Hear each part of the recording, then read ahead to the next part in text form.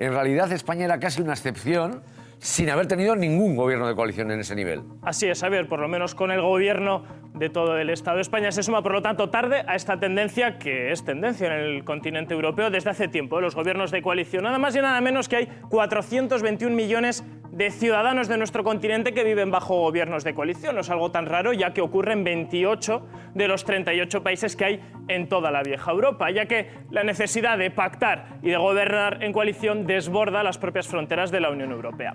Uno de los motivos por los que Pedro Sánchez, recuerden, rechazaba la coalición en verano con Iglesias es que no obtendría una mayoría parlamentaria.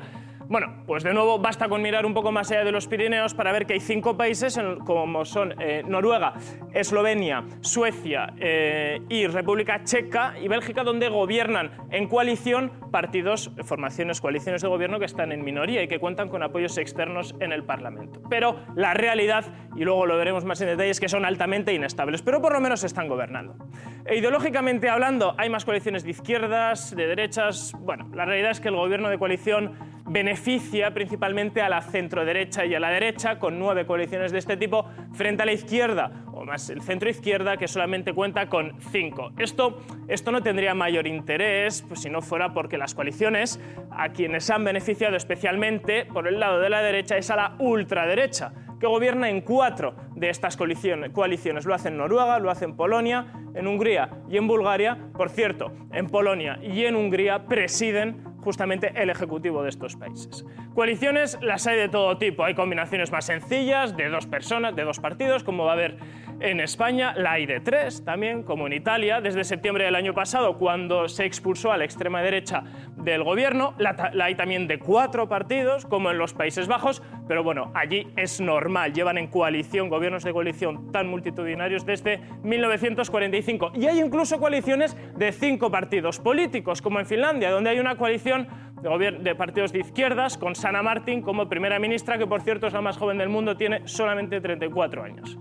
Pero si hablamos de coaliciones en Europa, no podemos dejar de destacar el caso alemán, donde Angela Merkel, gobernante veterana de la Unión Europea, lleva 4 legislaturas y las 4 en coalición, de las cuales, eso sí, 3 han sido en gran coalición, es decir, democristianos con socialdemócratas. Sin embargo, en estos 13 años que lleva Merkel al frente del Ejecutivo, ha tenido que ver cómo desde las elecciones del 2018 la extrema derecha, la Alternativa por Alemania, se ha convertido en la primera fuerza de oposición. Y esto es justamente, saber, una de las cuestiones preocupantes de esta fragmentación política que vivimos en la hoja de estudios. Muy interesante, pero ¿qué tal van? Porque claro, lo importante es saber no que se forman.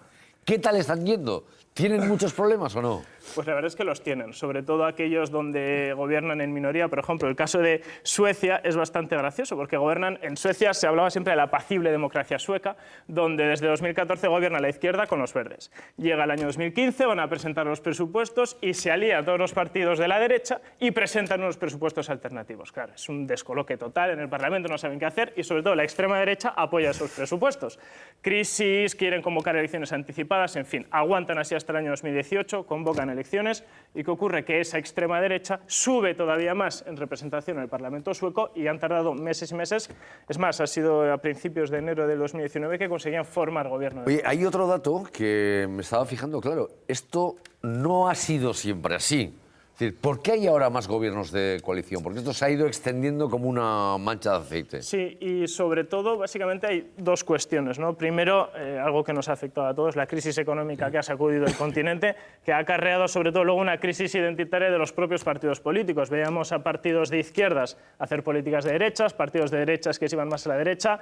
La gente se ha encontrado totalmente con una crisis identitaria en los partidos y en ellos mismos. ¿Esto qué ocurre? Muy sencillo, lo hemos visto en España. Se dejan huecos, por esos huecos suben otras formaciones. El problema es cuando esas formaciones suben por los extremos y cuando sobre todo se las deja de ver como simples receptores de protesta o de, bueno, pues de contestación ante el régimen más tradicional y se les ve como opciones de gobierno y ya se les integra y ocurre, bueno. Ya, lo que pasa es que hay también, lo que ha pasado es que con las aritméticas tan complicadas que están dando en los parlamentos hay a veces, como digo yo, un accidente aéreo, la mezcla de cuerpos extraños. Es decir, hemos visto en algunas coaliciones que no podíamos imaginar, porque podemos imaginar más o menos todos los de la izquierda, todos los de la derecha con sus matices, pero todos los de la extrema derecha con la extrema izquierda, que también los hay, No, Italia es un caso, desde luego, que te deja perplejo. Italia es maravilloso, sobre todo porque el presidente Giuseppe Conte le dio una patada, como quien dice, a la extrema derecha cuando se intentaron sublevar. Matteo Salvini le dijo fuera y pasó un acuerdo con los socialdemócratas. Pero más reciente todavía es el caso austriaco, Xavier, porque en Austria teníamos a Sebastian Kurz, creo que se llama, primer ministro, fue ministro de Exteriores de su país, una persona bastante competente, que decidió aliarse con la extrema derecha.